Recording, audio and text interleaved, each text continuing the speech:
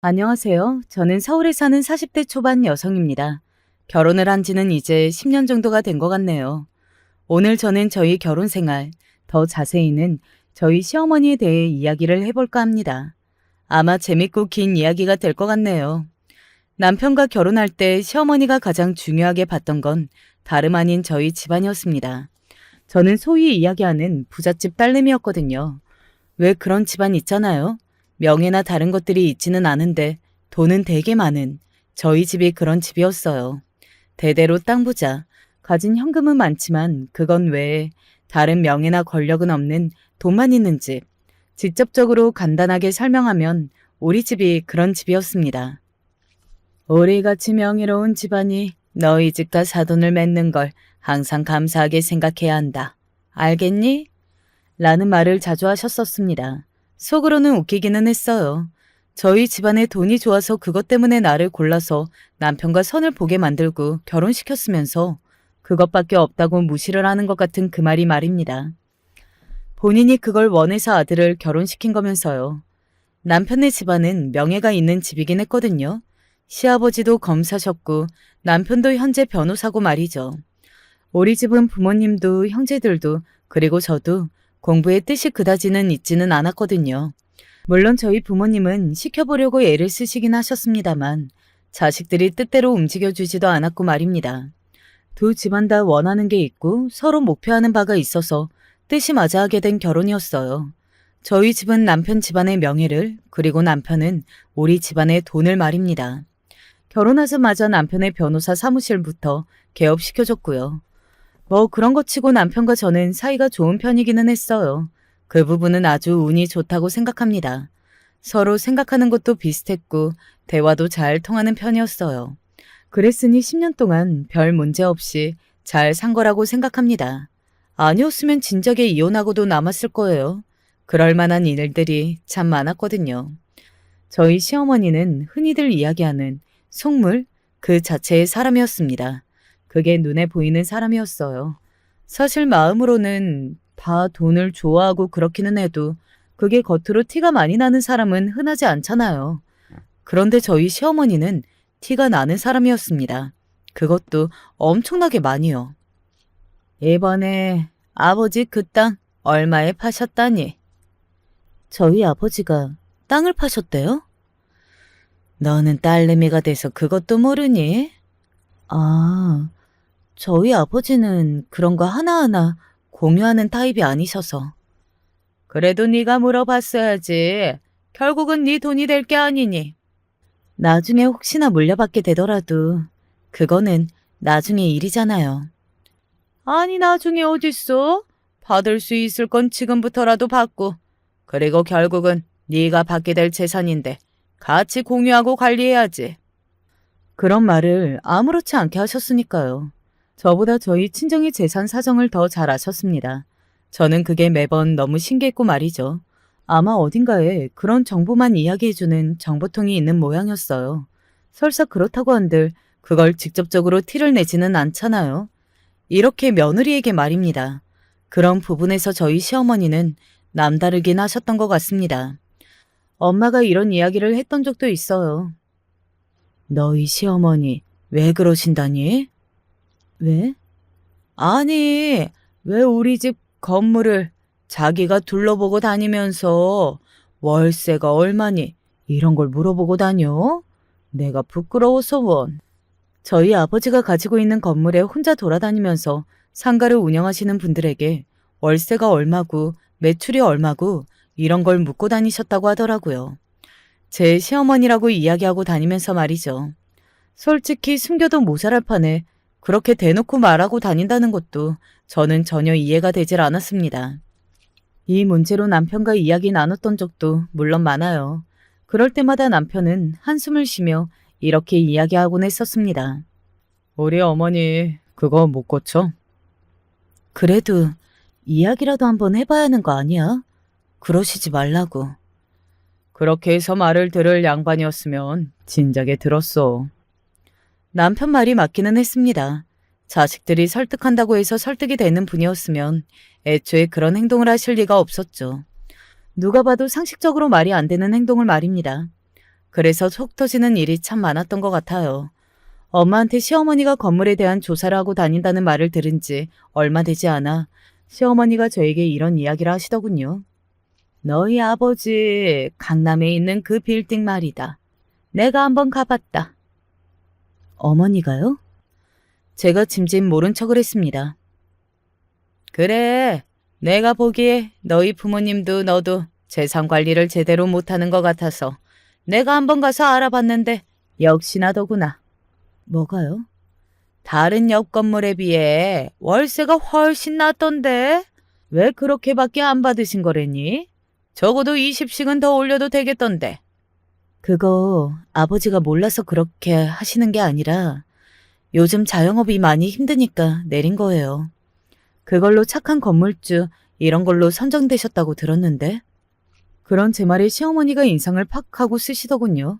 그리고는 버럭 소리를 지르셨습니다. 아, 도대체 왜? 네? 왜라니요? 그냥 아버지는 이미 돈이 많으시고 다 같이 잘 살면 좋으니까. 아니, 왜 그런 짓을 하고 계시냐고. 자기 손해를 보면서 말이다. 나는 도저히 이해가 안 되는구나. 이해가 되든 말든 저희 부모님이 자기 재산으로 그런 걸 한다는데 제가 시어머니에게 도대체 왜 그런 말을 듣고 앉아 있어야 하는 건지 저는 그게 더 이해되질 않았거든요. 하지만 저는 시어머니의 성격을 누구보다 잘 알고 있었으니 그냥 고개만 끄덕일 뿐 다른 대답을 하지 않았습니다. 그러자 이렇게 이야기하시더군요. 하루빨리 네가 재산을 물려받는 게 좋겠구나.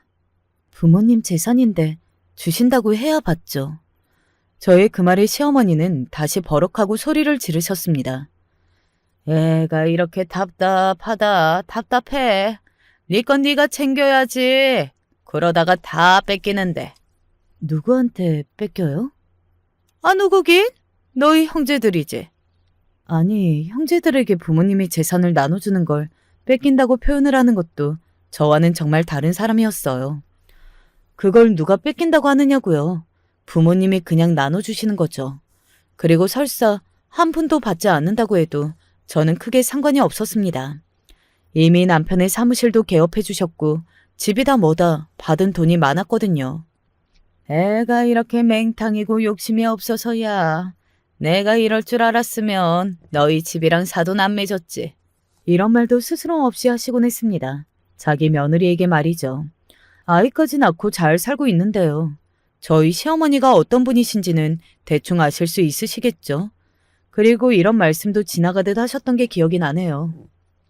네가 이렇게 맹탕이라 안 되겠다. 너 재산 물려받으면 내가 다 관리해주마. 알겠지? 그러니까 너는 나한테 무조건 다 공유해야 돼. 듣기만 해도 무섭고 기가 빨렸습니다. 재산을 공유하고 본인이 관리해주겠다뇨. 저는 그 말을 그냥 모르는 척했던 것 같아요. 생각만 해도 너무 끔찍했거든요. 이렇게만 이야기하면 저희 시댁에 돈이 없나? 하고 생각하실 수도 있는데 전혀 아니었습니다. 애초에 그 시절에 검사까지 하신 분이었어요. 시아버지가 말입니다. 그러면 당연히 금전적인 부분에서는 여유로울 수밖에 없었어요. 시아버지가 월급을 많이 받아서가 아니라 그만큼 여유로운 집에서 나고 자라셨기 때문에 그렇게 성공하셨던 거니까요. 게다가 시어머니 쪽 집안도 여유로운 편이었다고 남편에게 들어서 알고 있었습니다. 저희 시어머니도 대학을 나오셨거든요. 그 시절에 여자가 대학까지 나온 거면 집안이 상당히 여유로웠다는 건 다 추측할 수 있는 일이잖아요. 저희 집안이 물론 돈으로는 비교가 안 될 만큼 훨씬 많기는 했습니다만 시댁도 괜찮았어요. 아니 굳이 따지자면 상당히 여유로운 편에 속했습니다. 어머님, 아버님 두 분 모두 말이죠. 있는 사람이 더하다는 말, 저는 저희 시어머니를 보면서 정말 온몸으로 체감했던 것 같아요. 그렇게 가진 게 많으면서 더 가지고 싶어하고 돈이 부족한 적도 없었고 충분히 있으면서 언제나 돈 하는 게 말이죠. 그리고 그런 시어머니를 보면서 그게 얼마나 추한 건지, 그리고 나는 절대 저러지 말아야지 하는 가르침을 얻기도 했고 말입니다. 그리고 바라는 것도 정말 많았습니다. 쇼핑을 하고 싶은 날이면 꼭 저를 불러다가 하셨는데 그 이유는 다 저에게 계산을 시키려고 그런 거였어요. 옷이며 가방이며 바라는 거 정말 많으셨습니다. 그래서 하루는 남편이 나서서 이야기했던 적도 있어요. 오죽하면 그랬을까요? 어머니, 지금 옷이나 가방도 충분히 많은데 왜 자꾸 그러시는 거예요? 아니, 지금 이게 아깝다는 거니? 너 낳아주고 키워준 부모한테 이런 거 사주는 게 그렇게 아까워? 어? 그게 아니라 이건 낭비잖아요. 아직 포장을 푸시지도 않은 새 옷, 새 가방이 있는데 왜 자꾸 사달라고 그러시는 거예요? 저는 그게 너무 이해가 안 돼서 그래요. 필요한 거면 충분히 사드리죠. 그런데 아니잖아요. 다 들고 입는다. 결국 아깝다는 말이잖아. 그렇게 큰 소리 한 번 난 적이 있었고 급기야 시아버지까지 나서는 상황이 되었던 적이 있었습니다. 그가 내 말이 맞지? 집에 쌓인 종이 가방만 봐도 내가 다 스트레스 받아. 당신 이제 작작해, 어? 이거 사치야, 사치. 어떻게 그렇게 만나서 결혼하게 되었는지는 몰라도 시아버지는 검소한 편이셨거든요. 그래서 검사 시절에 평판이 무척이나 좋으신 분이었습니다. 청렴한 걸로 말이죠. 그런데 어떻게 이런 분과 만나서 결혼하게 된 건지 가끔 이해가 가지 않을 때가 있기는 했던 것 같아요. 하지만 뭐 세상에는 이해가 안 되는 일들이 많은 법이기는 하니까요. 나도 보기 싫으니까 그만해. 아주 나만 잘못했지. 나만 나쁜 사람이지. 아, 그래, 알겠어요, 알겠어. 그 뒤로는 그 정도로 대놓고 저에게 뭔가를 사달라고 요구를 하지는 못하셨습니다. 그럼에도 뭐 종종 불러내서 이거 사달라 하는 일이 있기는 했지만 그 정도는 참을 수 있기는 했어요. 제가 진짜 참을 수 없게 된 건 다른 것들이었습니다. 진짜 증여 안 해주실 거라니? 아직 생각이 없으신 것 같아요. 아니, 네가 이야기를 해보라니까. 어쩜 이렇게 답답하니? 달라고 조르면 더 안 주실 수도 있으니 그냥 기다리는 게 맞는 것 같아요. 오죽하면 제가 그렇게 이야기했을까요? 정말 오죽하면 말입니다. 그런데 시어머니는 저의 그런 말에 이렇게 나오셨어요. 아니, 이제 나이도 들어서 그런 건 자식들 다 물려주고 뒤에서 한적하게 사셔도 되는데 왜 그렇게 욕심이 많으신 거니? 아니, 지금 누가 할 말을 하는 건지 모르겠더군요. 욕심이 많아서 그 나이에도 며느리 친정 재산까지 관리하겠다며 며느리를 들들 볶는 사람이 누군데 누가 누구 보고 욕심이 많다뇨. 그 말에 제가 참지 못하고 대꾸를 했던 것 같아요. 저희 부모님의 욕심이 아무리 많으셔도 어머니만 하겠어요? 뭐? 어머님은 며느리 친정 재산도 이렇게 감내나라 배나라 하시는데 저희 부모님께 욕심 많다고 그러시면 안 되죠. 솔직히 제 말이 100번 1000번 맞는 말이잖아요. 그리고 시어머니도 아차 있을 겁니다. 본인은 그렇게 욕심을 내면서 저희 부모님에게 그런 말을 한 거니까요. 반박할 논리가 없자 버럭 소리부터 지르셨으니까요. 바로 이렇게 말입니다. 너 지금 시어머니한테 말 대꾸 한 거니? 하고요. 하지만 그날은 더 이상 크게 말이 번지지 않았던 것 같아요. 본인이 제일 욕심내고 있으면서 그걸 계속해서 며느리에게 티를 내고 있으면서 그런 말을 한 게 그래도 아주 조금이라도 부끄러워하는 것 같았습니다. 적어도 제가 보기에는 그랬어요. 저는 그런 부분들을 정말이지 참을 수가 없었습니다. 자기가 하면 로맨스, 남이 하면 불륜도 아니고 자기는 욕심을 더럽게 많이 내고 참견이라는 참견은 다 하면서 남을 헐뜯을 때는 마치 자신은 그렇지 않은 양 말하는 것 말입니다. 그 대상이 저희 부모님이라 더더욱 참을 수 없었고 말이죠. 하지만 참을 수 있었어요 뭐. 시어머니를 매일 보는 것도 아니었고 그런 이야기는 분기별로 한두 번쯤은 듣는 이야기이긴 했으니까요. 게다가 저는 남편과도 사이가 좋았고 사랑하는 아이들도 있고 말이죠. 시어머니를 제외하면 다른 것은 다 만족스러운 결혼 생활이었습니다. 뭐든 100% 다 만족할 수 없는 거야. 만족하는 게 있으면 그만큼 불만족스러운 것도 있는 거지. 그래. 그니까 그냥 한 귀로 듣고 한 귀로 흘리면서 살아. 뭐 대단히 사고를 치는 건 아니잖아.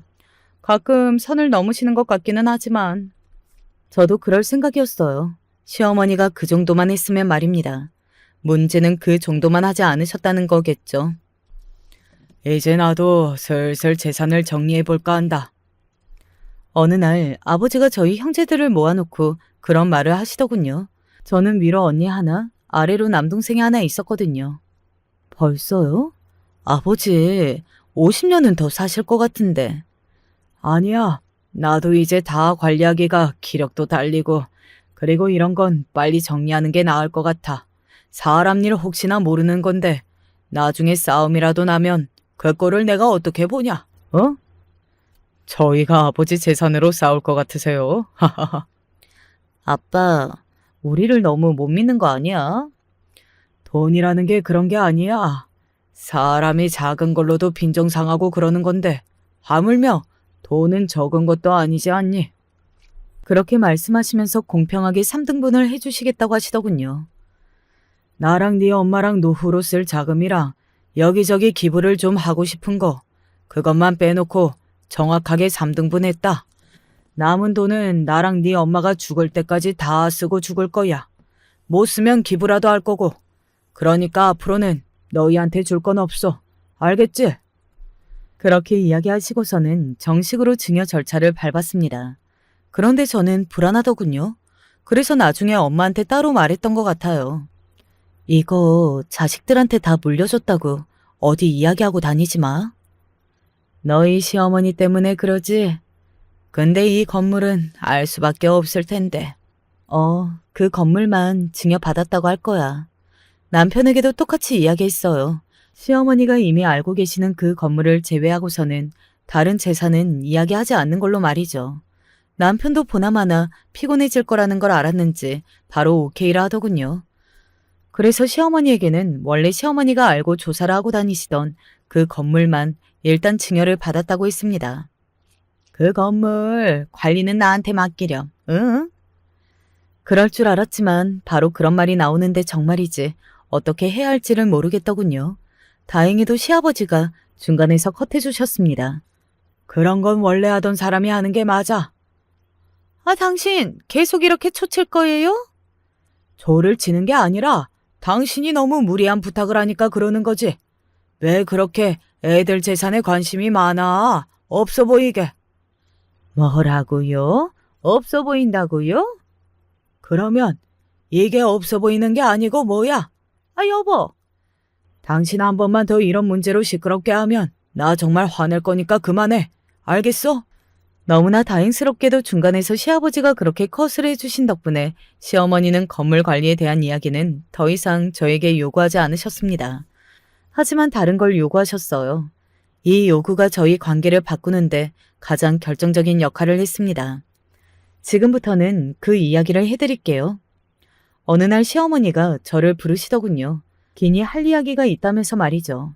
저는 시어머니가 기니 할 이야기가 있다고 하면 온몸에 소름부터 돋는 사람이었거든요. 그간 해오신 일이 있으니까 말입니다. 너희가 주는 내 용돈 말이야. 조금 올렸으면 하는데. 용돈을요? 얼마나요? 이제 너도 한 달에 들어오는 돈이 더 많아졌지 않니? 사실 그거랑 그게 무슨 상관인지는 모르겠다고 생각했지만 일단은 듣고 있었습니다. 하지만 듣고 있으면서도 사실 이해는 되지 않았던 것 같아요. 시어머니는 이미 한 달에 200만 원 정도 되는 용돈을 저에게 받고 있었거든요.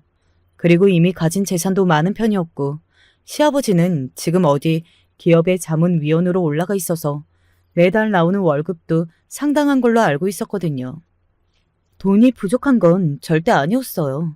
그냥 더 가지고 싶다는 돈에 대한 욕심이었죠. 내가 네가 받은 그 건물에 대해서 좀 더 알아봤는데. 어머니가요? 왜? 무슨 문제라도 있냐? 아니요. 그런데요. 일단 월세부터 조금 올려야겠고. 그건 제가 알아서 할게요. 라고 대답하고 싶었지만 우선은 한번 참았습니다. 큰 소리가 오고 가는 게 싫어서요. 시어머니는 계속해서 말을 이어가셨어요. 그리고 그걸 다 올리면 여기저기 나가는 거 빼고 건물 관리나 이런 것도 다 빼고 나면 네가 한 달에 5천만 원 정도 월세를 받는 거더구나. 저도 정확하게 모르는 건물의 월세를 줄줄 읊으시는 걸 보고 놀라운 걸 넘어 이제는 징그럽다는 생각마저 들었습니다. 아니 대체 돈에 대한 집착이 어느 정도인지 감이 안 잡혀서 더더욱 그랬던 것 같아요. 그래서요? 그래서 말이 더 삐딱하게 나갔던 것 같아요. 원래는 그렇게까지 삐딱하게 이야기하는 편은 아니었는데 그런 걸 다 알아보고 와서는 자신의 용돈을 올려달라고 하는 시어머니가 정말이지 꼴도 보기 싫다는 생각이 들었거든요. 왜 그런 기분 아시나요? 인간이 근본적으로 싫어지는 오만 정이 다 떨어지다 못해 그냥 얼굴을 보고 있기도 싫은 딱 그런 기분을 느꼈던 것 같아요. 내 용돈을 1,000만 원을 줬으면 하는구나. 네? 순간 너무 놀라서 네라는 말이 저도 모르게 크게 튀어나왔던 것 같아요. 하지만 더 놀라운 사실은 그렇게 이야기하는 시어머니의 표정이 너무나 자신이 정당한 걸 요구하는 사람처럼 아무렇지 않아 보였다는 것과 뭘 그렇게 놀라니? 내가 그렇게 놀랄 만한 말을 한 것 같지는 않은데. 제 반응을 보고 오히려 의아한 듯 행동했던 점이었어요. 아니, 제가 이해가 안 돼서 그러는데요. 뭐가 이해가 안 되니? 어머님, 돈 많으시잖아요. 저의 그런 말에 시어머니가 잠시 저를 가만히 바라봤습니다. 마치 그게 뭐? 하는 얼굴로 저를 바라보고 있더군요. 그런 시어머니를 잠시 바라보다가 제가 말을 이어갔습니다.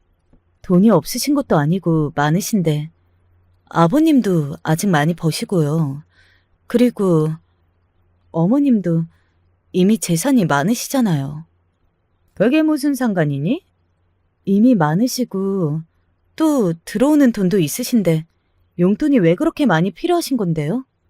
나는 정당한 값을 요구하는 건데? 뭐가 어떻게 정당해요, 그게? 나는 아들 키운 값을 요구하는 거다. 네? 아들을 키운 값이라뇨. 아들을 어디 팔려고 낳고 키웠냐고요. 그거 아니잖아요. 그런데 이런 말을 아무렇지 않게 하는 게 저는 심지어 남편이 불쌍하다는 생각까지 들었다니까요. 자신을 그렇게밖에 생각하지 않은 어머니에게 잘한 게 말입니다. 그런데도 그렇게 잘 자란 게 기적이라는 생각이 들었던 것 같아요. 아들을 팔아먹으려고 키우셨어요? 그 말이 아니잖아. 지금 그 말씀을 하시는 거잖아요. 아들 키운 값을 받겠다고. 솔직히 너희 집이랑 우리 집안이랑 수준 차이가 좀 나니? 대체 그 수준 차이가 얼마나 난다는 건데요? 저는 모르겠는데요. 진심으로 한 말이었어요. 서로 모자란 부분을 필요로 선을 봐서 결혼한 사이였고 거기다가 저는 시어머니의 이런 천박한 모습을 봐오면서 결코 저희 집안이 시댁에 비해 떨어진다고 생각하지 않았거든요. 시어머니의 모습만 보면 품위와 교양은 저희 집 사람들이 훨씬 더 갖추고 있다고 생각했어요. 그게 사실이기도 했고요. 그걸 지금 말이라고 하니? 너희 집이 명예욕 때문에 우리 집이랑 결혼을 시킨 거고 우리 집은 너희 집 재산을 보고 시킨 거지 않나? 그러면 우리 집안의 명예를 가져갔으면 당연히 우리 집에는 돈을 줘야지. 그래서 신혼집도 결혼식 비용도 다 저희가 했고 예단이랑 혼수도 엄청나게 많이 받아가셨잖아요. 게다가 거의 사무실까지 저희 아버지가 열어주셨고 솔직히 이미 넘치게 받았다고 생각하고 있었거든요. 저는요. 집도 저희 집에서 했죠. 결혼식 비용이다 예단이다 혼수다. 돈은 다 저희 집에서 나갔습니다. 비싼 가방도 셀 수 없이 많이 사셨고 모피에 차에 그냥 받을 수 있는 건 다 받아갔어요. 결혼을 준비할 때부터 저희 언니가 너희 시어머니는 아들로 장사를 하냐? 하는 말을 할 정도로 많이 말입니다. 너는 그게 충분하다고 생각하는 거냐? 아니요. 넘치게 드렸다고 생각하는데요. 저의 단호한 그 말에 시어머니는 잠시 입술을 꾹 하고 닫고는 저를 노려보듯 바라보더군요. 제가 순순히 줄 거라고 생각했다는 게 너무 어이가 없었습니다. 5천만 원 중에 1,000만 원을 부모한테 주는 것도 아까워? 아까운 게 아니라 어머님이 그간 받아가신 것과 그리고 어머님의 태도가 너무 기가 막혀서 못 드리겠어요. 뭐라고? 너 말 다 했니? 그렇잖아요. 그 사람이 무슨 물건도 아니고 이렇게 매번 아들로 장사하듯 며느리한테 돈 뜯어가시는 거 그만 좀 하세요. 시어머니가 그 말에 자리에서 벌떡 일어났습니다. 그리고는 저의 뺨을 올려쳤어요. 짝하는 소리와 함께 제 얼굴이 돌아갔습니다. 이 인연이 너 말 다 했어? 어디 나를 그런 인간 취급을 해? 저는 뺨을 처음 맞아보는 거여서 심장이 엄청나게 크게 뛰었던 것 같아요. 그래서 잠시 심호흡을 하고 나서 시어머니를 올려다보며 이렇게 말했습니다. 그런 인간 취급이 아니라 그런 사람이 맞으세요. 여태 그렇게 행동해 오셨잖아요. 뭐라고? 틈만 나면 돈돈거리시고 늘 제 재산 말고는 다른 거 관심도 없으시고 이런 아들 데리고 갔으면 네가 이만큼은 내놔 하는 식으로 구셨잖아요. 그게 장사가 아니고 뭐예요? 아들을 돈으로 취급하는 건데 나는 정당한 요구를 한 거지 아들을 돈으로 취급한 적 없다. 그러니까요. 자식을 낳아서 키운 걸로 왜 뭔가를 요구하려 하시냐고요. 저는 아이를 낳고 키워보니 어머님이 더 이해가 안 돼요. 그냥 조건 없이 사랑만 하게 되는 게 자식 아니에요? 정말로 저는 그랬거든요. 아이를 낳고 키워보니 점점 더 어머니를 이해할 수 없었습니다. 저는 아무 조건 없이 그냥 아이를 사랑하고 그 아이가 건강한 것만으로도 기쁘던데 어머님은 이 아이를 잘 키워서 내가 뭔가를 나중에 받아내야 한다는 생각으로 남편을 키웠다는 이야기잖아요. 저는 그게 정말로 이해가 안 됐던 것 같아요. 자식으로 흥정 좀 그만하시라고요. 이년이? 너 지금 네 시어머니한테 그게 할 소리냐? 어머님은 그러면 여태 며느리한테 할 말 못할 말 구분해가면서 이야기하셨어요? 나는 어른이잖아. 나이만 먹으면 어른이에요? 어른답게 굴어야 어른이지. 이년이 정말? 시어머니는 그렇게 이야기하며 이번에는 제 얼굴에 물을 뿌리셨습니다.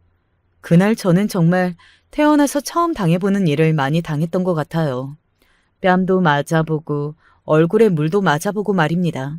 너무 어이가 없으니까 그저 헛웃음만 나왔던 것 같네요. 시어머니는 그렇게 헛웃음을 짓고 있는 저에게 소리쳤습니다. 이제 와서 생각해보면 아마 제 그런 태도가 시어머니를 더 화가 나게 했던 것 같기도 해요. 네네 하지 않는 며느리, 그리고 자신의 말에 다 말대꾸하는 며느리 말입니다. 아니 그런데 이건 충분히 그러고도 남을 만한 일 아닌가요? 아마 이 사연을 들으시는 분들도 다 제 편이 되어주실 거라고 믿어 의심치 않습니다. 나는 더 이상 너랑 고부간으로 못 살겠다. 그런 말을 하면 누가 겁을 먹을 줄 알았나 보죠. 그리고 그게 무슨 엄청난 협박과 무기라도 되는 양 구는 것도 우스웠습니다. 달에 1,000만 원 안 줄 거면 당장 이혼을 해. 그 상황까지 가서도 그놈의 돈은 포기가 안 되셨던 건지 끝까지 그 1,000만 원 소리를 하는 걸 보고 정말 징그럽다고 생각했던 것 같아요.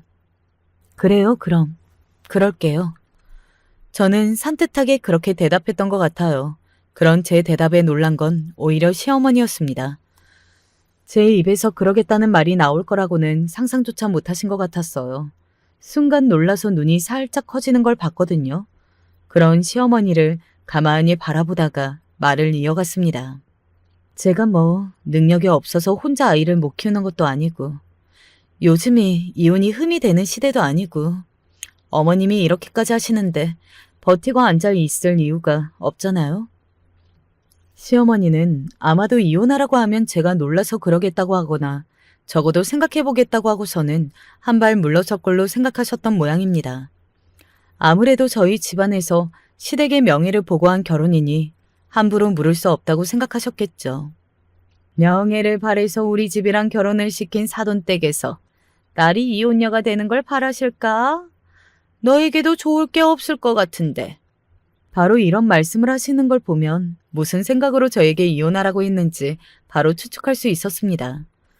의기양양해 보이려고 노력하시는 시어머니를 향해 이렇게 말했어요. 어머님이 모르시는 게 하나 있는데 저희 부모님은 생각보다 더 자식들을 사랑하세요. 어머님이 그러시니까 세상 모든 부모가 그럴 걸로 생각하시는 것 같은데 저희 부모님은 자식의 행복을 우선이신 분이시라고요. 제가 힘들다고 이혼하겠다고 하면 당장 그러라고 네가 뭐가 부족하냐고 하실 분들이세요. 시어머니는 아무 말 없이 입만 꾹 다물고 있었습니다. 제가 의외의 대답을 해서 계속 충격을 받아 있는 것 같더라고요. 그런 시어머니에게 이 말을 덧붙였어요. 그리고 어머님이 하나 모르시는 게 있는데 제 그 말에 시어머니가 무슨 말이냐는 듯 저를 빤히 바라보더군요. 그런 시어머니의 눈을 빤히 바라보며 이야기했습니다.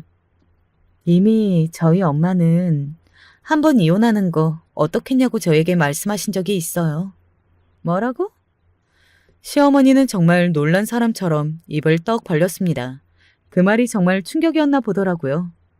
어머님이 저희 건물에 대해 월세까지 다 알아보고 다니신다는 말을 듣고서는 그런 시어머니 밑에서 네가 고생하는 것 같아서 마음이 쓰인다고. 이혼하고 싶으면 엄마는 언제든지 네 편이니까 해도 된다고. 이미 그렇게 이야기하신 적 있으세요?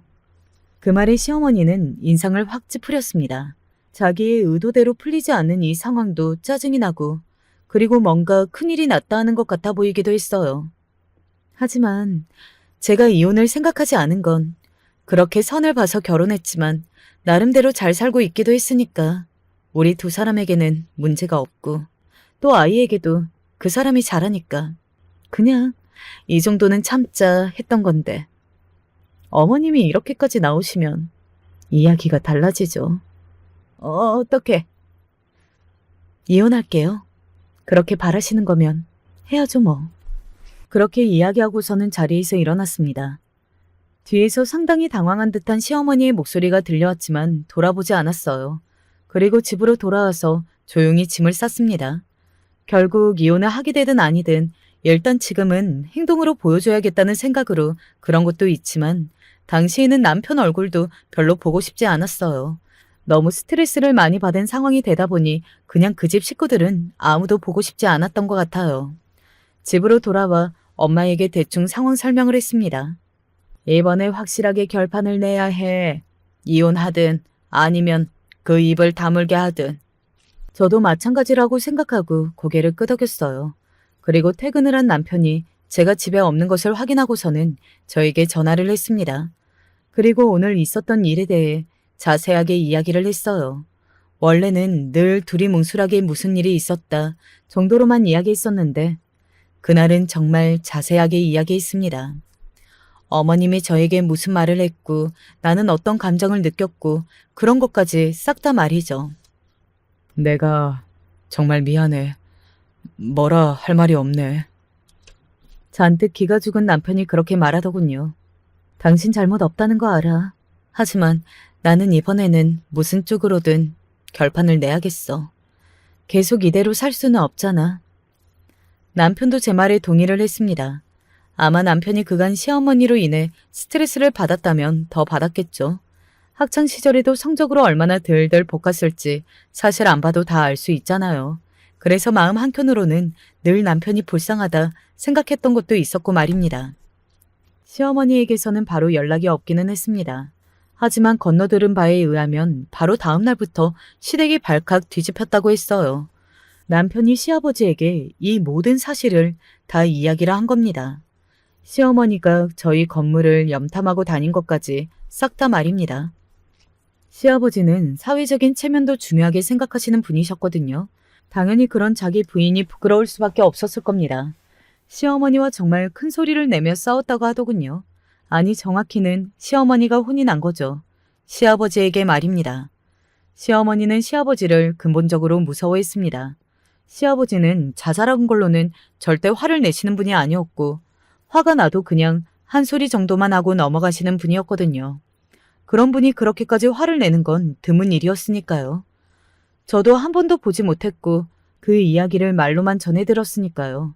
저희 아버지도 이 모든 사실을 아시고는 시아버지에게 따로 연락을 했다고 들었습니다. 자신도 이대로라면 이혼을 하는 게 나을 것 같다고 말이죠. 시어머니의 생각보다 훨씬 일이 커진 겁니다. 그동안 제가 참았으니까 조용히 묻고 넘어갈 수 있었는데 정말로 양쪽 집안이 다 뒤집힌 거예요.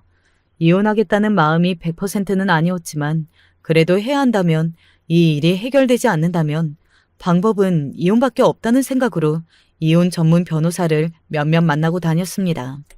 그리고 제가 그런다는 말은 금방 소문이 났어요. 시어머니에게서 전화가 왔습니다. 너 정말 이혼할 거니? 인사말도 없이 첫 마디가 저거였어요. 상당히 급한 사람처럼 보였습니다. 아니, 상당히 급하기는 했을 거예요. 막말로 이혼하게 돼서 정말로 저희 쪽에서 다 걸고 넘어지면 재산 분할이나 이런 측면에서 시댁이 불리할 게 많았습니다. 받아먹은 것들을 토해내야 하고 남편 사무실 문제도 있고 말이죠. 계산기를 두드려 보니 시어머니도 큰일이 났다 싶었을 거예요. 그러니 그렇게 다급한 목소리로 저에게 전화를 한 거라고 말입니다. 제가 그때 어머님이랑 농담한 것 같았어요? 아휴, 얘도 있잖니? 애도 그런 환경에서 그런 할머니를 보고 자라는 것보다는 그냥 그런 할머니가 없이 크는 게 낫지 않을까요? 시어머니는 잠시 아무 말이 없더군요. 그리고 이렇게 말했습니다. 일단 얼굴 보고 이야기 좀 하자. 라고 말이죠. 사실 보고 싶지는 않았지만 일이 어떻게 마무리가 되든 일단 한 번은 만나기는 해야 할 것 같아서 그 자리에 나갔던 것 같아요. 내가 잘못했다. 시어머니는 제 얼굴을 보자마자 바로 그렇게 말씀하시더군요. 솔직히 조금 의외라는 생각이기는 했던 것 같아요. 마지막까지 자존심을 좀 세우려 하다가 결국은 미안하다고 할 줄 알았지. 이렇게 얼굴을 보자마자 바로 그 소리를 하실 줄은 몰랐거든요. 다시는 그런 일 없도록 하마. 나 때문에 아들이 이혼당하는 거 내가 못 보겠어서 그러니 한 번만 네가 용서하고 기회를 주렴. 뭐 그런 말을 다 믿은 건 절대 아니었어요. 제가 아는 시어머니는 머릿속으로 다 계산기를 두드려 본 뒤에 이혼을 시키는 건 너무 손해가 클 것 같으니 이렇게 숙이고 들어오시는 걸로 생각했습니다. 게다가 시아버지에게도 한 소리 크게 들었다는 걸 이미 알고 있었고요. 나중에 들은 사실인데 만약에 아들이 당신 때문에 이혼하면 나도 당신이랑 이혼할 거라고 시아버지가 으름장을 놓으셨다고 하더라고요. 시아버지는 당신이 뱉은 말은 반드시 지키는 분이시기도 했고 시어머니는 가족 말고는 자랑거리가 없는 분이셨으니 달리 다른 선택을 하실 수는 없으셨을 겁니다. 다시는 이러시지 않을 거라는 걸 제가 어떻게 믿어요? 하지만 저는 삐딱한 마음이 드는 것을 숨기거나 막을 수 없었어요. 그간 겪어온 일들이나 시어머니에게 들어왔던 말들이 있잖아요. 시어머니의 본성은 절대 바뀌지 않을 거라고 확신했기 때문에 더더욱 말입니다. 내가 어떻게 해야 믿겠니? 사실 어머님이 무슨 소리를 해도 저는 믿지 않을 것 같기는 해요. 각서 써주세요. 각서? 네. 서류 같은 걸로 남겨놓는 게 차라리 더 마음이 편할 것 같아서요. 저는 그렇게 이야기하고서는 입을 꾹 닫았습니다. 시어머니는 제가 굉장히 괘씸하다고 생각하는 것 같았어요. 표정에서 순간적으로 그런 감정을 감추지 못하셨거든요. 하지만 저는 그러던가 말던가 이미 상관이 없는 상태였고 말입니다. 그렇게까지 해야겠니? 어머님 같으면 10년간 당해온 일들과 들어온 말들이 있는데 어머님 말씀 한마디에 앞으로는 정말 그러시겠구나 하고 넘어갈 수 있겠어요? 제 말을 들은 시어머니는 한동안 말이 없었습니다. 뭔가를 생각하는 듯 하다가 결국은 이렇게 이야기하셨어요. 그거면 되니? 결국 그러겠다는 긍정의 말을 뱉었습니다. 그래서 정말로 각서를 썼냐고요? 네, 정말로 썼어요. 그리고 공증까지 받았습니다. 만약에 이런 일로 더 이상 저에게 금전적인 요구를 한다든지 그 문제를 수면으로 끌어올리면 남편과 이혼함은 물론 결혼을 할 때 받았던 모든 금전적인 이득을 도로 다시 저희에게 돌려줘야 한다는 내용의 각서였어요. 그런 내용의 각서를 쓴 건 집안 사람들 모두가 다 알았습니다. 남편도 시아버지도 모두 다요. 심지어 시아버지는 각서의 내용을 봐주시기도 하셨는걸요. 집안 사람들이 그동안 시어머니의 그런 행동에 얼마나 질려 있었는지 알 수 있는 부분이었습니다. 엄마는 다시 합치는 걸 반대하기는 했어요. 그런 사람들 못 고친다. 결국은 다시 지랄나게 되어 있어. 그러면 그때 가서 이혼하면 되지. 내가 이혼이 무서운 것도 아닌데. 나는 네가 더 좋은 집안에서 더 나은 대우를 받고 살았으면 하는 거지. 어차피 나는 이제 이혼하면 재혼 안 할 거야. 이 꼴을 보고 겁이 나서 누구를 다시 만나. 엄마는 마지막까지 이혼하길 바라셨지만 제가 이혼을 하면 그 누구와도 만나지 않을 거라고 하자 그냥 합치라고 이야기하셨던 것 같아요. 이러나 저러나 남편은 별 문제가 없기는 했거든요. 친정에도 적당히 잘하는 사람이었고 말이죠. 그동안 내가 신경 더 써주지 못해서 미안했어. 남편도 저에게 사과했습니다. 자기 어머니인데 자기가 더 중간에서 통제하지 못한 것에 대해 죄책감을 느끼는 것 같더라고요. 뭐 남편을 이해하지 못하는 건 아니었어요. 남편은 저보다 더 긴 세월 시어머니를 봐왔잖아요. 그건 곧 저보다 더 긴 세월을 그런 시어머니에게 시달렸다는 말이고요. 오히려 나이가 40이 넘어서도 어머니 때문에 저렇게 속이 썩고 스트레스를 받아야 하는 남편이 불쌍하면 불쌍했지 화가 나지는 않았습니다. 그 이후로 달라진 점에 대해서 이야기해볼까 합니다. 우선 시어머니에게서 연락이 오는 횟수가 현저히 적어졌어요. 예전에는 뭐 사달라 어디 나오라 하는 것들도 많았지만 그거 말고도 저희 아이의 교육 문제라든지 남편이 요즘 어떻게 밥을 먹고 다닌다든지 하는 기본적인 간섭이 참 많았거든요. 그런데 그게 싹 사라졌습니다. 그런 전화가 자주 올 때는 몰랐는데 막상 안 오니까 천국 같더라고요. 그 전에 생활로는 다시 돌아가고 싶지 않을 만큼 말입니다. 그리고 그 다음으로는 시댁에 가도 시어머니가 저에게 거의 말을 걸지 않았어요. 아마 그건 시아버지의 눈치를 보느라 더더욱 그랬긴 했을 겁니다. 한 번은 이런 일이 있었거든요. 너희는 이사 갈 생각은 없니? 갑자기 이사를요? 그냥 한 집에 너무 오래 사는 것 같아서 물어봤어. 저희가 신혼 때 살던 집에서 10년을 살고 있었거든요. 집이 원래 큰 집을 사기도 했고 남편의 직장도 가깝고 편의시설도 잘 마련되어 있어서 불편함을 느끼지 못했던 터라 이사를 갈 생각이 전혀 없었습니다. 하지만 시어머니가 그 말을 하는 의중은 알 수 있기는 했어요. 시어머니와 가장 친하게 지내는 친구분의 아들이 이번에 굉장히 좋은 집을 사서 이사를 간다는 걸 알고 있었거든요. 그 자랑을 듣고 오신 거구나 하는 생각을 속으로만 했었습니다. 별로 불편한 게 없어서 갈 생각은 없는데요. 제 말이 떨어지기 무섭게 시어머니가 한숨을 쉬시고는 뭔가 이야기를 하려고 하는데 시아버지가 갑자기 끼어드셨어요. 애들이 이사를 가든 말든 어디 살든 말든 그런 거 간섭 좀 그만하라고 했잖소. 잘 사는 애들한테 자꾸 그렇게 입댈 거요. 화를 내는 말투는 아니셨지만 그래도 엄한 투긴 하셨거든요. 시아버지의 그 말을 들은 시어머니가 입을 딱 다무시더군요. 그리고는 잠시 뒤 저에게 이렇게 이야기했던 것 같아요. 그냥 해본 말이니 담아두지 말거라. 라고 말이죠. 아무래도 시아버지의 눈치를 엄청나게 보는 것 같다고 그때 생각했던 것 같습니다. 그래서 가족 모임이 있을 때는 거의 저한테 말을 거는 일이 없으셨고요. 혹시나 무슨 말을 하게 될지 자신도 자신이 제어가 안 될 때가 많아 보이던 분이셨으니까요. 한 가지 걱정되는 건 있었습니다. 남편에게는 남동생이 하나 있었거든요. 도련님도 공부를 잘했고 좋은 직장을 다녔어요. 동서도 물론 저희 집만큼은 아니지만 그래도 여유로운 환경에서 잘 자란 사람이었고요. 그동안 형님네에 관심이 몰빵되어 있어서 제가 몰랐나 봐요. 왜? 무슨 일 있어? 요즘 어머님이 전화가 엄청나게 자주 오세요. 그리고 이것저것 되게 물어보시는데 스트레스 받아 죽겠어요. 저희 집에 주던 관심을 억지로라도 끊어야 하는 상황이 생겨버리니 그 관심이 동선의 집으로 간 것 같더라고요. 그래서 한번 큰일을 겪었던지라 지금까지는 크게 선을 넘으시지는 않은 것 같았지만 그래도 동서의 그 말을 들으니 걱정이 되기는 했습니다. 제 잘못은 아니었지만 약간 미안한 감정 같은 게 들기도 했고 말이죠. 어떻게 보면 성격인 것 같기도 해요. 어딘가 간섭을 하고 끊임없이 입을 대하는 사람들 있잖아요. 물론 시어머니는 그뿐만이 아니라 거기에 돈 욕심까지 더 있으셨던 거지만 말입니다. 그런 사람들은 주변인들이 정말 피곤해지는데 말이죠. 아마 평생을 그렇게 살아오셨으니 중간중간 불쑥 그런 것들이 튀어나오기는 할 거라고 저도 생각합니다. 저도 한두 번 그렇게 실수하는 걸로 시어머니를 들들 볶을 생각은 없어요. 어떻게 한 번에 고칠 수 있겠어요? 그렇게 살아오신 분인데 말입니다. 다만 조금씩 나아지길 바랄 뿐이죠. 모든 가족의 행복을 위해서 말입니다. 아무튼 요즘은 정말 평화롭습니다.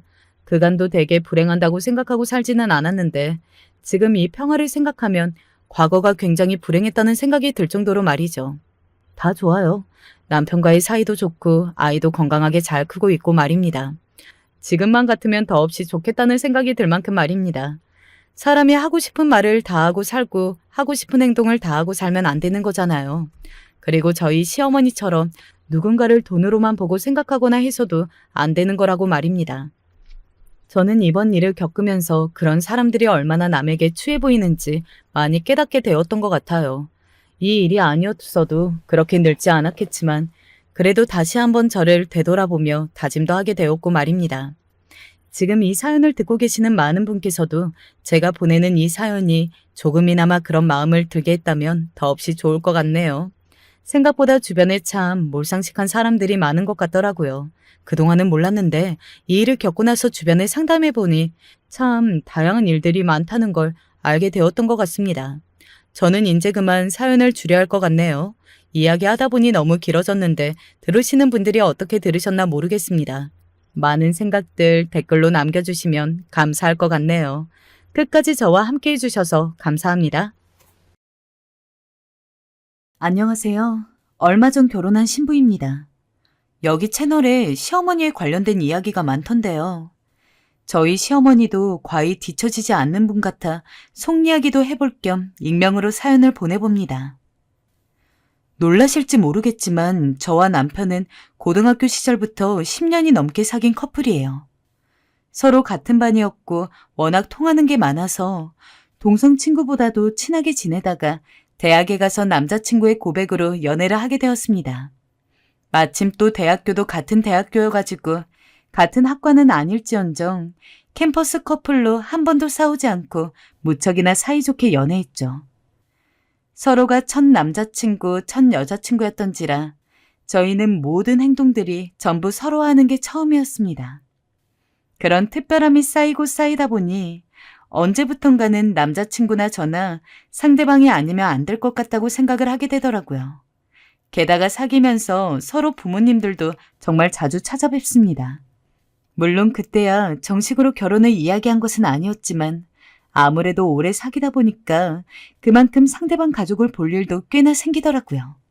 남자친구네 부모님이 저를 먼저 궁금해하기도 했고 저희 부모님 쪽에서도 너는 대체 누구를 만나길래 그렇게 오랜 시간 동안 한 명이랑만 사귀는 거야?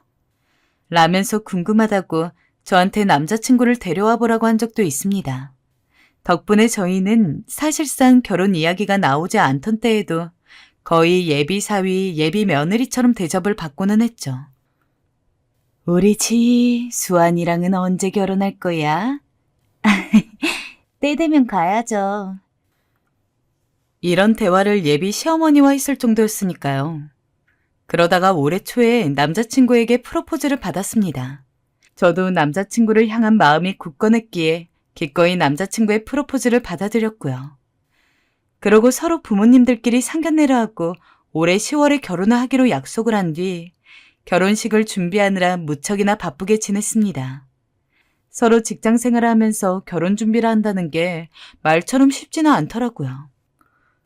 자기야, 생각보다 정신이 없네. 직장 생활하면서 준비하니까 시간이 더 촉박하게 느껴진다. 그러게 말이야. 그래도 어머님이 도와주신다고 하니까 너무 다행이야. 우리 엄마가? 응. 시어머니가 얼마나 날 도와주시는데 오늘도 고생한다고 아침에 커피 쿠폰 보내주셨어. 네. 그래도 저희의 결혼을 준비하는 것만큼 힘들어도 기뻤고 기대가 또 되었던 건 무엇보다도 예비 시어머니가 무척이나 잘 대해주셨기 때문이에요. 이런 말하면 이상할지 모르겠지만 저에게 시어머니는 시월드의 독살스런 시어머니가 아니거든요. 며느리에게 잔정을 주시는 다정하고 온화하신 시어머니시죠. 시어머니는 저와 남자친구가 연애를 할 당시에도 저한테 엄청 잘해주셨어요. 솔직히 처음에는 남자친구가 여자 한 명만 오래 만난다는 게 조금 걱정스럽기도 하시다고 했는데 막상 저를 보고 나니까 왜 아들이 그렇게 저랑 오래 연애를 하는지 알 것 같다는 이야기를 하시더라고요. 그간 내가 괜한 걱정을 했네. 아마 나라도 지희 널 계속 점치고 두고 있었을 게다. 아들, 지희한테 잘해야 한다. 이런 며느리 없어. 알지? 알겠어요. 엄마도 참. 이러다 지희 팬 되겠네. 착한 며느리병이 있다 하죠. 전 남자친구를 사랑했던 만큼 저는 당연히 남자친구 부모님에게 더 좋은 인상을 주고 싶었기 때문에 예비 시어머니가 그렇게 저를 좋게 봐주신다는 게 너무 좋았습니다. 허나 이게 다가 아니에요. 제가 시어머니를 진심으로 따르게 된 건 이 사건 때문인데요. 제가 무척 아팠을 때가 있었어요. 당시 남자친구가 약을 사들고 제가 사는 자취방으로 오기로 했는데 갑작스레 야근이 생겨 늦어진다고 하더라고요. 순간 눈앞이 컴컴했죠. 미안해 지희야. 어떡하지? 내가 최대한 일찍 끝내볼게. 조금만 기다려줘. 알겠어. 기다릴게. 얼른 와줘. 남자친구 말고는 딱히 도움을 청할 데도 없어서 일단 너무 아파 이를 꽉 악물고 견디고 있었어요. 그런데 그때 올 사람이 없는데 초인종이 울리더라고요. 처음엔 잘못 눌렀나 해서 가만히 누워만 있었는데 띵동 띵동 하는 초인종 소리가 계속되자 결국 아픈 몸을 이끌고 나가게 되었어요. 그런데 나가보니 걱정스러운 얼굴을 하고 있는 예비 시어머니가 있는 거예요. 어머님. 지희야, 괜찮니? 너 많이 아프다며. 아니 그럼 가까이 사는 나한테라도 연락을 하지 그랬니? 수환이한테 연락받고 급하게 왔다. 일단 죽부터 먹고 약 먹어라. 그냥 약 먹으면 속 쓰려. 그때 왜 새삼스레 눈물이 나는 건지 몸이 아파 혼자 끙끙대며 아무것도 못하고 있을 때 천사처럼 등장하신 예비 시어머니가 너무 고맙게 느껴지더라고요. 예비 시어머니는 직접 물까지 떠다 주시고 제가 약 먹는 것까지 다 지켜보고 가셨습니다. 그러면서 아프지 말아라. 직장일도 중하지만 뭐니 해도 건강이 최고야. 알지? 특히 여자 혼자 살면 더 챙겨야 해. 라는 문자까지 보내셨더라고요. 정신을 좀 차리고 시어머니의 그 문자를 확인했을 땐 저도 모르게 미소가 스르르 번졌습니다. 사실 저는 부모님이 두 분 다 계시지만 부모님으로부턴 그리 정을 못 받고 자랐어요. 뭐랄까요? 부모 자식 간에도 그런 관계 있잖아요. 대면대면한 관계. 그게 딱 저와 부모님 간의 사이를 뜻하는 말이었어요. 특히 새아빠와는 더 그랬는데 아마도 계기는 저희 엄마가 재혼을 하시면서였던 것 같아요. 엄마가 재혼을 하시고 지금의 새아빠, 그러니까 남편에게만 신경을 너무 쓰는 나머지 자식들에게는 온전히 사랑을 주지 못하셨어요. 그게 어렸을 땐 불만이었고 상처였고 또 한이기도 했어요. 그래서 그런지 20살이 되니까 집에서 얼른 나오고 싶어지더라고요. 마침 남자친구도 있고 하니 더 용기가 생기기도 했고요. 엄마는 딱히 붙잡지 않았어요. 엄마, 나 나가서 살고 싶어요. 그래, 나이 찼으면 독립해야지. 부모의 양육은 자식이 성인 되기 전까지야. 나는 할 일 다 한 것 같다. 잘 지내고 가끔 안부 전해라. 20살 여자애가 나가 산다 하면 걱정돼서 붙잡을 만도 한데 엄마는 알았다며 그냥 매몰차게 자르셨고 새아빤 제게 뭐라고 말해야 할지 모르는 얼굴로 절 쳐다보고 계셨어요. 그렇게 해서 집을 나오게 되었으니 참 씁쓸한 마무리였죠. 그 후론 부모님에게 잘 연락드리는 일은 없었어요. 등록금이나 그런 문제 꼭 필요할 때 연락을 드렸고 그 외엔 오는 전화도 잘 받지 않았죠. 그러다 보니 어느새 제겐 항상 엄마의 자리가 비어져 있는 것 같은 느낌이 들었어요. 그때 만나게 된 분이 바로 저희 예비 시어머니이죠. 저에게 항상 엄마 이상의 정을 주시는 분. 그런 분을 시어머니로 맞이하게 되었으니 이보다 더 큰 복이 없다 여겼습니다. 아무튼 그렇게 결혼 준비를 하면서 직장을 다니고 있었는데 갑자기 회사 사정으로 2주일 동안 유급 휴가를 받게 되었을 때가 있었습니다. 갑작스러운 일이기는 했지만 결혼 준비랑 회사 생활을 병행하다 보니까 솔직히 지치기도 했고 간만에 제대로 쉬겠다 싶어서 기쁜 마음으로 휴가를 받아들이게 되었죠. 원래부터 약간 집순이 성격이 있어서 주말이면 남자친구와 데이트를 할 때를 빼고는 무조건 집에 있는 성격이었는데 오랜만에 제 맘에 쏙 드는 휴식 시간을 가지니까 그동안 쌓여있던 피로나 스트레스도 좀 풀리는 것 같고 너무 좋더라고요. 그런데 예비 시어머니가 남자친구한테 제가 2주일 동안 휴가를 받았다는 이야기를 들었는지 전화가 왔습니다. 지희야, 너는 젊은 애가 그렇게 집에만 있을 거니? 그러지 말고 나랑 여행이나 가자. 내가 가끔 바람 좀 쐬려고 강원도 가고 그랬는데 거기가 엄청 물도 깨끗하고 좋아. 여행이요? 사실 여행을 그렇게 즐기는 편도 아니었지만 시어머니 부탁이니 거절할 수가 없었어요. 그래서 저는 남자친구에게 말을 하고 3박 4일 정도 시간을 내어 예비 시어머니와 단둘이 강원도로 여행을 가게 되었습니다. 막상 여행을 간다 하니 저도 전날엔 무척 마음이 설레더라고요. 예비 시어머니는 종종 바람을 쐬러 오신다더니 확실히 강원도에서 저를 가이드해 주시는데 막을 힘이 없더라고요. 여기가 맛집이네, 저기로 가면 예쁜 것들을 많이 파네 하면서 저를 이곳저곳 데려가시는데 정말 시어머니가 맛집이라고 한 곳은 음식 맛이 전부 예술이었고 예쁜 걸 판다는 곳들은 확실히 서울에서는 쉽게 찾아볼 수 없는 것들을 팔고 있어서 보는 것도 즐거웠습니다. 솔직히 여행을 오기 전까지는 조금 귀찮다는 마음도 있었는데 막상 오고 나니까 예비 시어머니가 그렇게 여행을 제의해 준 게 너무 고맙고 그렇더라고요. 서울에서는 쉽게 보기 힘든 바다도 원 없이 실컷 보고 바닷물에 발도 살짝 담가보고 그 넓은 경치를 보면서 신선하게 썬 회까지 먹는데 간만에 마음이 탁 트이는 기분이었습니다. 어때? 막상 오니까 재밌었지? 네, 어머님, 너무 즐거웠어요. 어머님은 어떻게 이런 곳을 다 알고 계셔요? 바람 쐬러 종종 온다니까. 평소에는 나 혼자 다녔는데 이번에는 너도 같이 오고 하니까 일부러 좀 더 신경 써서 좋은 곳들만 데려갔어. 마음에 들었다니 다행이네. 네, 어머님. 진짜 마음에 들었어요. 이런 곳 데려와 주셔서 감사해요. 심지어 예비 시어머니는 내심 저와의 여행을 무척 기대하셨는지 3박 4일간의 일정을 A4용지에 쫙 정리를 해오셨는데 그렇게까지 들뜬 모습의 예비 시어머니는 처음 봐서 놀라기도 하고 귀여우시기도 하고 그 하루를 엄청 재밌게 보내다 보니까 자연스럽게 다음 날은 어떤 경험들을 하게 될지 너무 기대가 됐습니다.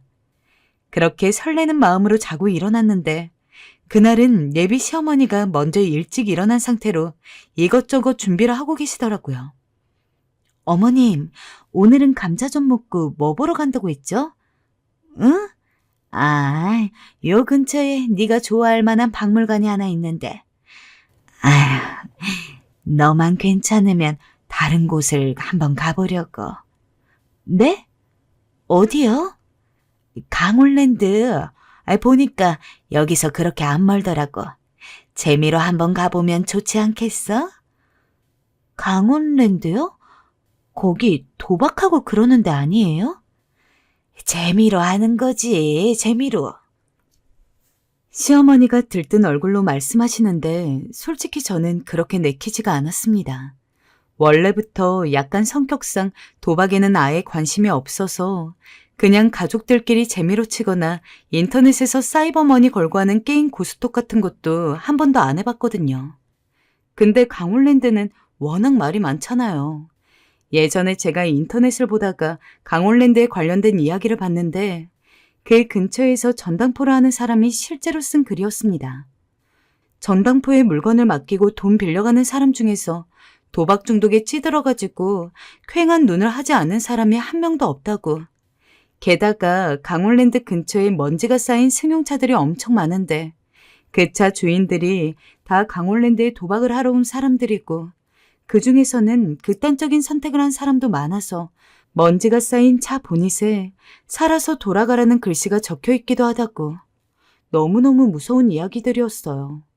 물론 제가 직접 본 광경은 아니기에 어느 정도 거짓이 보태졌을 수도 있겠지만 원래 도박이라는 게 잘못 발을 들이면 한 사람이 패가망신하고도 남잖아요. 솔직히 그냥 재미로 가는 거라고는 해도 괜히 갔다가 맛이라도 들면 큰일 날 것 같은데 예비 시어머니는 이미 저와 강원랜드에 놀러 갈 생각에 엄청 신나 있는 느낌이었습니다. 그래서 제가 조심스레 먼저 말을 하게 됐어요. 어머님, TV에서 워낙 안 좋은 이야기들을 많이 봐서 그런지 별로 내키지가 않아서요. 오늘 일정도 있는데 꼭 박물관 아니어도 되니까 강원랜드 말고 어머님이 가고 싶은데 가는 게 어때요? 아유, 애는 어쩜 이렇게 간이 작아. 뭐 어때? 그냥 구경만 좀 하자는 건데. 그리고 10만 원씩만 쓰면은 아무런 문제도 없고 괜찮을 거야. 강원도까지 왔는데 그런 곳은 한번 좀 가봐야 되지 않겠어? 이런 것도 인생인데. 예비 시어머니는 한 번도 전에 못 보던 표정으로 적극적으로 저에게 강원랜드에 놀러 가자고 이야기를 하며 열변을 토했습니다. 그렇게까지 가고 싶어 하시고 10만 원밖에 안 쓴다고 하는데 그걸 가지고 계속 제가 말리기도 참 그렇더라고요. 결국 그러면 정말 10만 원만 쓰고 돌아가는 거예요? 라고 한 다음에 예비 시어머니와 함께 강원랜드로 향했어요. 가는 내내 저는 표정이 별로 안 좋고 시어머니만 신나셨죠.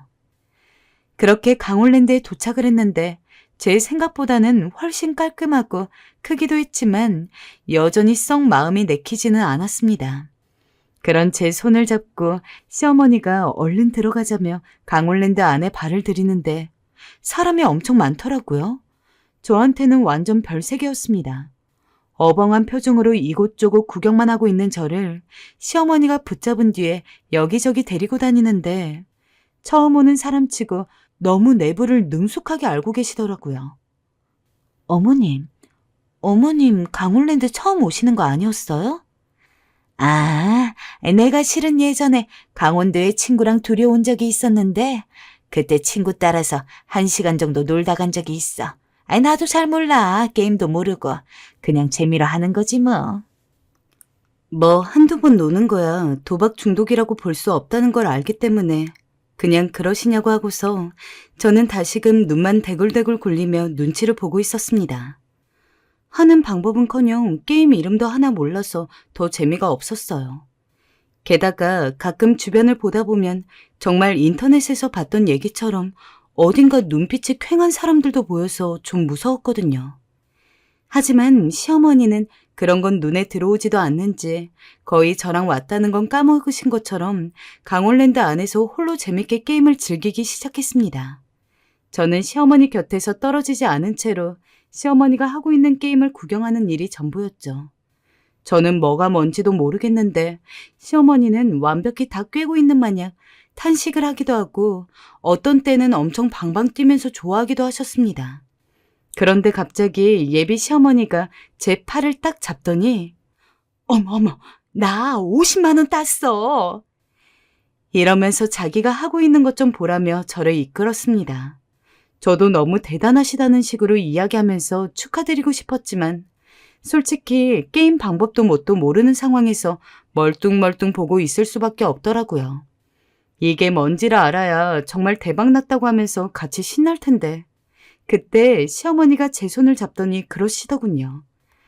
아유, 근데 지희 너는 여기까지 와서 게임도 한번 안 해보려고 그래? 아, 제가 이런 거는 아예 어떻게 하는지를 몰라서요. 저 고스톱도 한번 제대로 안 쳐봤거든요. 게임 룰은 금방 알 수 있어. 이것부터 해봐라. 내가 알려줄게. 그러면서 예비 시어머니는 제가 아무것도 안 하고 가만히 서 있는 게 별로였는지 저를 무슨 기계로 데리고 가서는 이렇게 하는 거라며 방법을 알려줬습니다. 다행히 조작은 어렵지 않아서 할 만은 했는데 솔직히 이게 무슨 재미인지도 모르겠고 하지만 기껏 예비 시어머니가 알려주신 걸 안 해볼 순 없어서 저는 어쩔 수 없이 자리에 앉아가지고 예비 시어머니가 지켜보는 과정에서 게임을 할 수밖에 없었습니다. 무슨 버튼을 누르고 어쩌고 하면서 예비 시어머니 눈치 슬쩍슬쩍 봐가며 이것저것 버튼도 누르고 그러는데 어머, 이게 뭐야? 기계가 뭔가 휘황찬란하게 소리를 내길래 얼떨떨하게 보고 있는데 그 광경을 같이 보고 있던 예비 시어머니가 옆에서 엄청 놀라하고 계셨습니다. 보니까 제가 꽤나 큰 돈을 딴 모양이었죠. 그게 무려 300만 원이었습니다. 정말 어안이 벙벙했습니다. 원래 이런 도박장 같은 곳은 아무것도 모르는 초심자가 행운을 가져가게 된다는데 제가 딱 그런 꼴이었죠. 10만 원 버릴 생각을 하다가 졸지에 30배 해당되는 돈을 따게 된 거니까 기쁘기는 했어요. 정말 제가 300만 원을 딴 거예요? 그래, 지인이가 아주 운이 좋구나. 웬일이니? 이거 대박이다. 내일은 지희가 싸야겠는걸? 예비 시어머니는 저보다 더 좋아하셨죠. 완전히 아이처럼 좋아하시며 방방 뛰시는데 그 모습을 보니 저도 기분이 좋더라고요. 그런데 갑자기 나가려는 절 붙잡고 이러시는 거예요. 지희야, 우리 다른 게임도 하자. 네? 어머님, 돈도 땄는데 이제 나가면 안 돼요? 제가 이걸로 맛있는 저녁 사드릴게요. 전 오히려 그렇게 큰 돈을 땄기에 더는 하고 싶지 않았습니다. 하지만 예비 시어머니는 저랑 완전히 생각이 달라 보였습니다. 오늘 끝발이 엄청 좋은 것 같은데 원래 이런 날에 제대로 승부를 봐야 하는 거야. 제가 300만 원을 딴 걸 보니 예비 시어머니가 엄청 자극을 받은 것 같았습니다. 그런데 그 순간 걱정이 확 생기더라고요. 아니 솔직히 그렇게 돈 따기가 쉬우면은 왜 도박하면서 패가망신하는 사람들이 그렇게 많겠어요? 저는 그냥 정말 운이 좋아서 돈을 땄을 뿐인데 이미 예비 시어머니는 오늘 같은 날 제대로 도박을 하면 몇 천만 원도 벌어갈 수 있다느니 어쩐다느니 하면서 또 무슨 기계 앞에 앉아가지고 열심히 도박을 하기 시작했습니다. 말리기에는 예비 시어머니 눈에 어떤 열기가 잔뜩 도사리고 있어서 쉽게 말을 걸기도 어려웠어요. 하는 수 없이 그 옆에서 우물쭈물하며 상황을 지켜보고 있는데 예비 시어머니 표정이 점점 안 좋아지더라고요. 예, 네가 딴 것 중에 100만 원만 좀 빌려줘 보렴. 아, 네. 예비 시어머니는 아까 본인이 땄다던 50만 원도 전부 잃었는지 저한테 제가 딴 300만 원 중 100만 원을 빌려달라고 했습니다. 저한텐 어차피 없는 돈이나 마찬가지니 빌려드렸고 예비 시어머니는 다시 자리로 돌아와서는 열심히 기계를 만졌어요.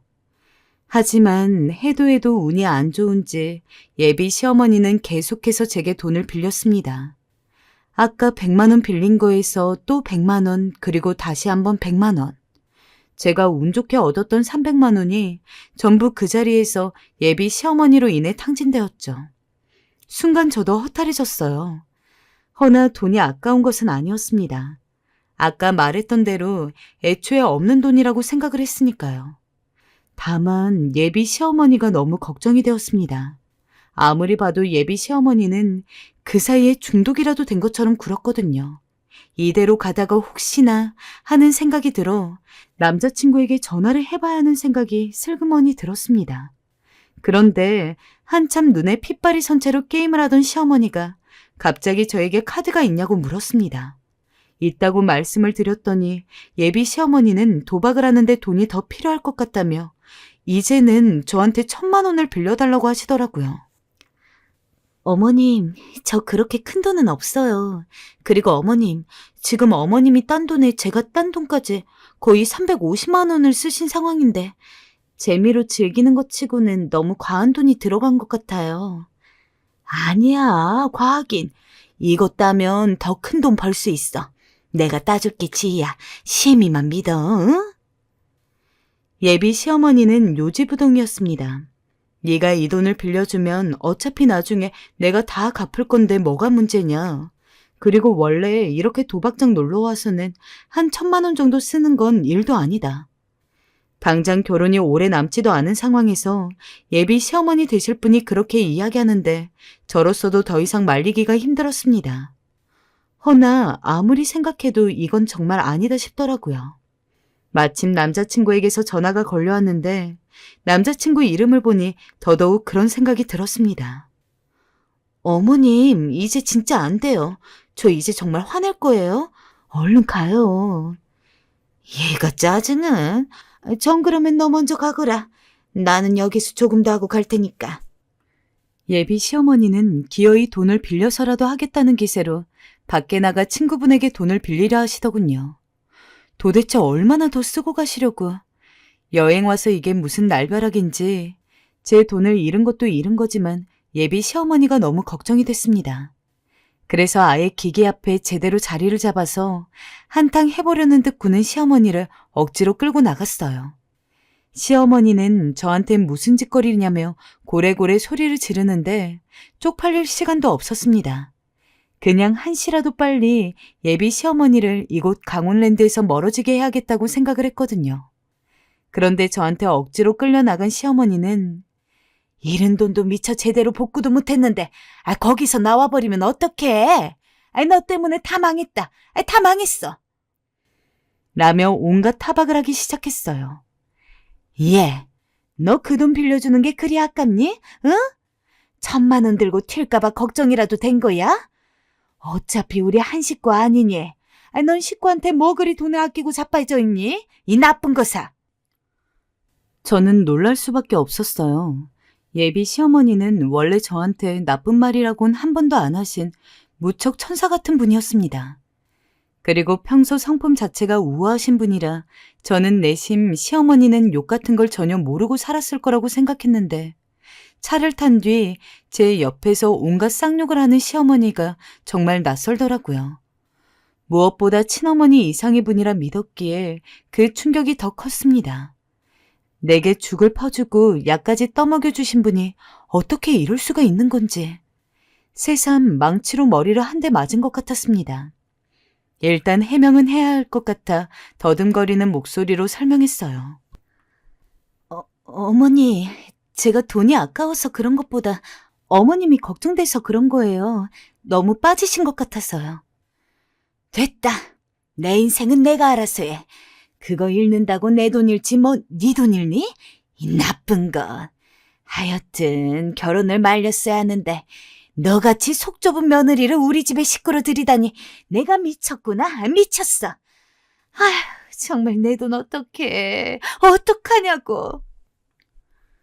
계속되는 예비 시어머니의 막말 행진에 저는 정신을 차릴 수가 없었습니다. 내가 지금 도대체 무슨 말을 듣고 있는 건지, 왜 이런 욕짓거리를 먹고 있는 건지, 그러더니 시어머니는 급기야 이런 말까지 하시더군요. 우리 아들과 오래 만나서 내가 그냥 좋게 보려 했다. 너가 부모한테 사랑도 못 받고 자랐다 하길래 내가 좀 챙겨주려 했어. 근데 넌 은혜를 이런 식으로 갚니? 응? 정말 기가 찼습니다. 뭐라 할 말이 없더라고요. 그런데 그렇게 한참 욕을 하던 시어머니는 강원랜드에서 꽤 멀어지고 나서야 조금 정신이 돌아오셨는지 이번 일은 우리 집에는 비밀이다. 알았지? 시어머니와 며느리로서의 약속이야. 라며 입단속도 시키더라고요.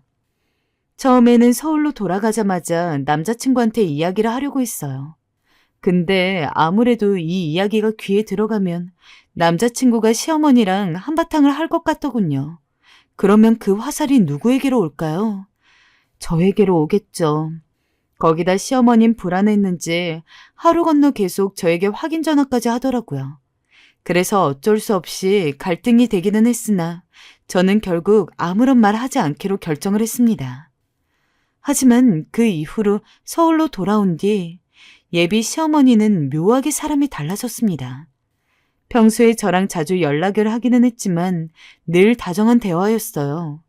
오늘 점심은 먹었는지 저녁은 먹었는지 이런 것들만 묻고 가끔 데이트하자면서 커피 한 잔 마시자고 이야기하는 것이 전부였는데 강원랜드에 다녀온 뒤로 예비 시어머니는 이전처럼 저에게 연락을 하기는 했지만 연락하는 내용 자체가 아예 변했습니다. 내 계좌로 50만 원만 입금을 해줄 수 있니? 네? 50만 원을요? 내가 급하게 지금 돈을 쓸 때가 생겨서 말이야. 계속 허리가 아프더구나. 그래서 이번에 한의원에서 약을 지었는데 그게 우리 애 아빠 몰래 한 거라. 내가 다음 달에 바로 갚으마. 바로 돈을 빌리는 일이 생기게 된 거죠. 왜 필요하시냐고 여쭤보면 어느 정도 타당한 이야기였기에 안 빌려드리기도 참 뭐했습니다. 아주 큰 돈이었으면 차라리 그냥 제 선에서 거절을 했겠지만 몇십만 원씩 자잘하게 빌려가시는 거여서 엄청 거절하기도 모호하고 거기다 솔직히 예비 시어머니가 한 막말만 생각해도 자다가 눈이 벌떡 떠질 정도로 화가 아직 풀리지 않은 상태였습니다. 돈을 빌려드리기도 싫었고 연락도 하고 싶지 않았죠. 허나 그 일이 있고 다음날 제게와 지희야, 그날은 내가 말이 너무 심했어. 내가 실은 다혈질이야. 화가 나면 그냥 아무 말이나 막 나가고 난단다. 가끔 우리 아들도 내 말에 상처를 많이 받아. 나도 고쳐야 한다 하면서도 그게 잘 안 되는구나. 어쨌든 그날은 진심으로 미안하다. 내가 사과할게. 한 번만 용서해다오. 그럴 수 있니? 이렇게 눈물까지 그렁하셔서 말씀하시는데 사과를 안 받으면 제가 괜히 나쁜 며느리가 될 것 같더라고요. 그래서 울며 겨자 먹기로 다신 그런 말 하지 마세요, 어머님. 이라고 말하며 사과를 받았습니다. 시어머니는 용서를 받았다 생각했는지 싱글벙글 웃으며 집으로 돌아가셨고 그 이후 제게 계속 돈 빌려달라는 전화를 해대고 있었고요. 더군다나 예비 시어머니가 빌리는 돈의 액수가 점점 커졌습니다. 처음에는 10만 원에서 20만 원이었다가 언제부터는 50만 원, 그리고 그 이후에는 100만 원, 200만 원, 300만 원. 속으로 계속해서 이건 아닌데 싶었습니다. 왜냐면 도박에 쓰시는 돈일 테니까요. 그래서 저는 이 일을 남자친구에게 말하게 되었어요. 자기야, 나 말할 게 있어. 사실 자기 어머님에 관한 얘기인데 말이야. 남자친구는 이 모든 이야기를 다 듣고 난 후 경악을 금치 못했습니다. 우리 엄마가 강원랜드에서 그랬다고? 어머님 내부 구조도 되게 잘 알고 계시고 내 생각에 한두 번 가보신 거 아닌 것 같아. 걱정되는 건 이러다 도박 중독에 빠지실 것 같아서 그래. 아, 이를 어쩌면 좋아. 남자친구는 완전히 공황 상태가 되어 뭐라 말도 못하고 한숨을 푹푹 쉬어댔습니다. 사실 결혼 전 커플이 앞으로 어떻게 살 건지, 아이는 얼마나 낳을 건지 그런 얘기들 하면서 꽁냥거리기도 바쁜데 이 와중에 시어머니 걱정이라니 제 현실도 참 착잡하게 느껴졌어요. 그런데 갑자기 남자친구가 정적을 뚫고 사실은 하며 얘기를 꺼내더라고요.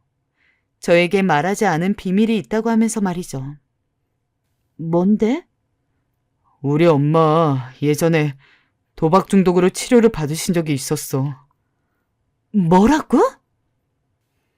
너무 놀라 입이 다물어지지 않더라고요. 심상치 않다고 느끼긴 했지만 이미 도박 중독이셨다니요. 그런 분을 데리고 같이 강원랜드에 갔다니요. 그래서 말이야. 우리 엄마랑 너랑 강원도로 여행 간다고 했을 때 내가 전화 자주 했던 거 기억나? 사실 그것 때문에 그랬어. 엄마가 혹시 거기 갔을까 봐. 근데 엄마가 설마 예비 며느리 데리고 거기 갔을까 싶고 또 너도 별 얘기가 없어서 나는 철석같이 엄마를 믿고 있었어. 정말 이렇게 될 줄은 몰랐지. 아니, 잠시만. 그러면 어머님 언제 치료를 받으신 건데? 10년 전에 한번 크게 집을 말아먹을 뻔했어. 도박에 미치셔서 집 담보로 대출까지 받으시고 생활비 다 빼서 거기에 쓰고 그걸 아버지가 알게 되면서 이혼한다 어쩐다 난리치시니까 그제야 치료받는다 하신 거야. 아, 나랑 아버지가 너무 안심하고 있었나 보다. 10년 전이라면 저랑 남자친구가 만나고 있었을 때였습니다. 한참 남자친구가 고등학교를 다닐 때였고 지금과 달리 유독 우울한 얼굴로 학교에 나타날 때가 많았어요. 그게 다 집안일 때문이었다니. 남자친구가 한 번도 그간 입을 열지 않았기 때문에 이 일이 아니었다면 평생 모를 뻔했던 사실이었죠. 저는 잠시 물을 한 잔 마시며 충격을 받은 정신을 가다듬었습니다. 그리고는 상황을 한번 머릿속으로 정리한 후 남자친구에게 물었습니다. 그럼 이제부터 어떻게 해야 하지? 아버지한테 말씀드리고 어머니 당장 중단하게 해야지. 나한테 맡겨. 내가 알아서 할게. 남자친구는 일단 자신에게 맡기라고 하고선 저를 집까지 데려다 주었습니다. 제게 안도감을 주고 싶었는지 일부러 미소를 끌어당겨 웃는데 애초롭게 보이더라고요. 그래서인지 저도 집에 들어오긴 했지만 계속 걱정이 머릿속에서 사라지질 않았어요. 그런데 웬걸? 호랑이도 제 말하면 온다더니 갑자기 시어머니에게서 전화가 온 거였어요. 시작은 욕이었습니다. 그것도 쌍욕이요. 듣자마자 전화를 끊어버리고 싶었습니다. 거기다 시어머니가 하시는 말씀들은 죄다 말도 안 되는 이야기였어요. 너 어쩜 이럴 수가 있니? 내가 비밀이라고 했니 안 했니? 너 나와의 약속이 그리 하찮아? 아님 내가 만만해? 어디 결혼도 안 한 계집애가 벌써부터 시미를 만만하게 봐. 너 당장 우리 식구들한테 말해서 거짓말이라고 해. 얼른!